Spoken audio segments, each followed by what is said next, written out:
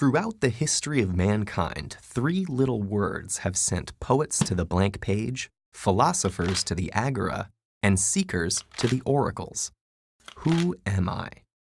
From the ancient Greek aphorism inscribed on the Temple of Apollo, "Know thyself," to the Who's Rock anthem, "Who are you?" Philosophers, psychologists, academics, scientists, artists, theologians, and politicians have all tackled the subject of identity.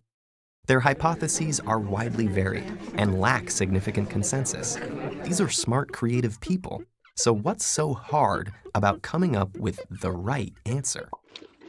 One challenge certainly lies with the complex concept of the persistence of identity. Which you is who? The person you are today, 5 years ago, who you'll be in 50 years? And when is am? This week? Today? This hour? This second? And which aspect of you is I? Are you your physical body, your thoughts and feelings, your actions? These murky waters of abstract logic are tricky to navigate, and so it's probably fitting that to demonstrate the complexity, the Greek historian Plutarch used the story of a ship. How are you I?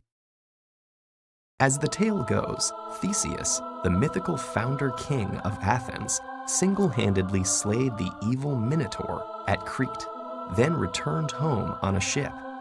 To honor this heroic feat, for 1,000 years Athenians painstakingly maintained his ship in the harbor, and annually reenacted his voyage.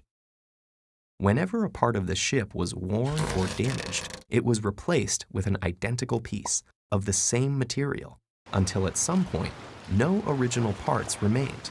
Plutarch noted the ship of Theseus was an example of the philosophical paradox revolving around the persistence of identity.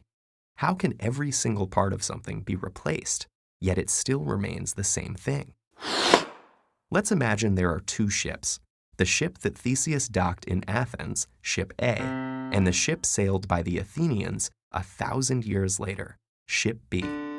Very simply, our question is this: does A equal B?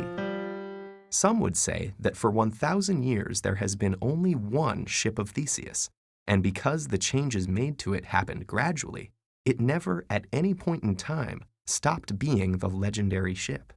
Though they have absolutely no parts in common, the two ships are numerically identical, meaning one and the same, so A equals B.